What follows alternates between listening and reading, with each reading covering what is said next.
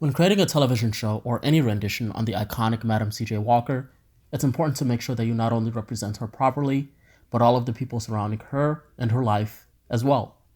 It does an average job on the former and an absolutely atrocious job on the latter. This is the Self-Made Review. Damn, Sarah, how big you want to be? Big as Carnegie, Ford, and Rockefeller put together. This world has two kinds of people, my friend. Those with loaded guns, those who dig. You dig. Madam C.J. Walker, the first self-made female millionaire in the United States, inherently has a story that is captivating. She is, and her story is, the American dream. She came one generation removed from slavery and rose financially to a point where few Americans even can dream of. Unfortunately for us, Netflix decided to add extremely inaccurate embellishments to the story, and unfortunately, that was its downfall.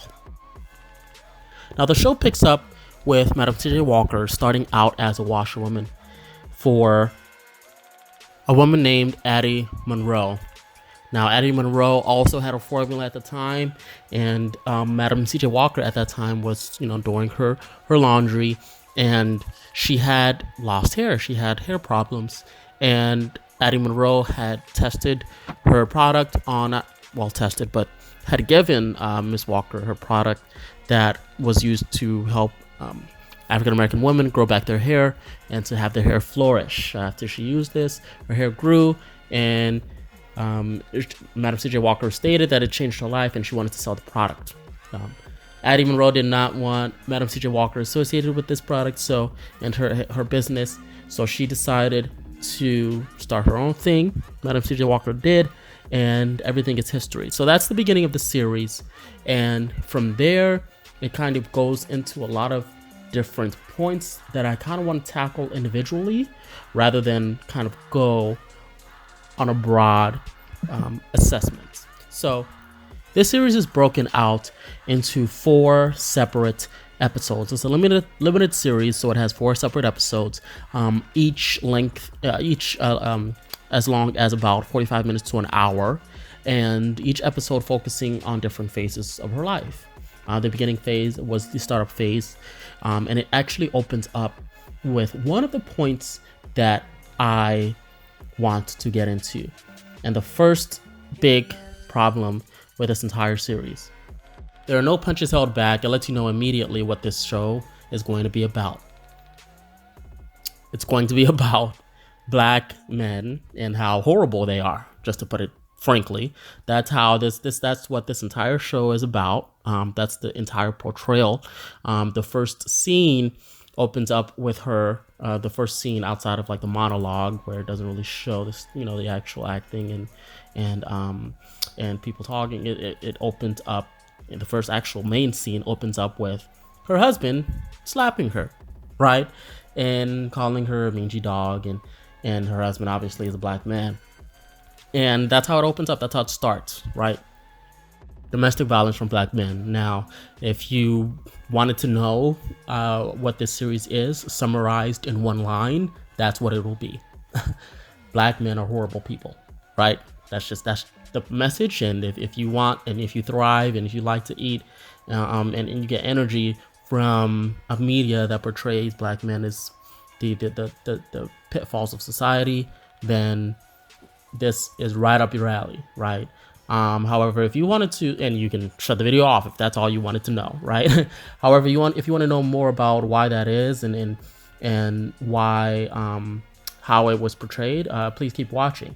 So as I initially started this video off with the media and how it works, it's no surprise really that this is the stance that was taken when you consider who financed this and what era this has taken place. We've seen 2 examples of this now. The first was the Harriet Tubman movie, that was absolutely horrendous, and I would not advise anybody to watch. The second is this, right? In this time, in this era where white men are still in a position of financial significance and influence, and have the power to invest in projects, they get the final say so. on a lot of these different pieces of mediums, different projects and different TV shows and series and movies, right? So when you consider the time period of Madam C.J. Walker, and you consider a period piece about her life and what she accomplished, there's two main things. There's one main thing that you think of. You think of the late 1800s to early 1900s, and first thing you think of is the end of slavery and the beginning and completion of Reconstruction and moving into Jim Crow, right? All of those aspects of American history is completely muddled and tainted by racism, blatant racism. This isn't microaggressions. This isn't silent, backhanded compliments. This is overt, blatant racism in this time period where people were lynched, hung from trees. Black men and women were attacked for being black. They were killed specifically for being black. Their businesses were destroyed specifically because they were black owned. They were not allowed to work and they were not allowed to be a part of a variety of different white businesses because they were black, right? That was the era. However, if you're going to tell a story about that woman in that era in today's time, and you are financed by a white man who, at that time in history, were the biggest perpetrators of racism, and mainly the main perpetrators of racism, you're going to have to find a way to tell that story if you're going to be the one. If you're a white person, a white man, and you're going to be the one financing this, you're going to have to find a way to tell that story without basically giving your money away to shit on yourself. You kind of have to think of it as from that perspective. If you're a rich white man, you don't want to just give your way on a product to shit on yourself, right? You're going to give your way on a product. You're going to give your money away on a product, and you're going to want to try to do it in a way that doesn't completely destroy the image of yourself, right? And I think that's the only impressive thing about this series, was that they were able to find a way to tell the series in this time and have every single negative image and story and person and impediment to Madam C.J. Walker and her life. All of them, not a single person was a white man. Every single one of them were either black men, which were the majority, or mixed women, right? So that was unfortunately the only impressive part about this series, was that those were the two takeaways, and those were the two ways that they were able to actually go through with this story, right? She actually grew up and the problems that she had was only due to Miss Addie Monroe, which was a mixed woman. So you kind of had white men kind of took two roads down making this movie. They portrayed colorism, divide and conquer, right? So they decided to, instead of showcase a black woman facing a white racist society through the time and was able to rise through that, they portrayed it as a story of her facing a mixed black woman and able to rise through that, and facing issues presented by black men and able to rise through that. Now, I say that's the most impressive part of this entire story because it's quite fascinating and interesting that they actually were able to tell the story with those two being the focus, whereas that was probably one of the most racist times in American history, right? So that's the main thing. I want to kind of go over all of the different characters, and I kind of already went through the main, her first husband, her second husband, CJ. Well, I think that might have been her third husband technically, but in the series, her second husband, CJ Walker, was initially a great, guy who loved her for who she was. But then, when in today's media and in the way certain financiers think, at some point, all of the black men in the story have to fuck up at something, right? Excuse my French, but that's just how it has to be, unfortunately. So eventually, he ends up cheating on her and costing her an investment opportunity, and eventually they divorced, right? Her daughter's husband was a guy who unfortunately caused her house to burn down, right? And her business was almost destroyed as a result of that. Who else? There was a financier, black rich financier, who she wanted to invest in her company so that she could grow, and he ends up trying to rape her, right? Let's say, well, any other black man? Oh, there was another black man. Oh, the Honorable Booker T. Washington, and she asks him for. Everyone knows who he is. She asks him for an endorsement, and he ends up being a raging misogynist. Like, this is absolutely the most laughable part in the series, when she sets him aside and she tries to talk to him, and he's like angrily raging and spewing misogynistic comments and ideology. Like, this is crazy to me.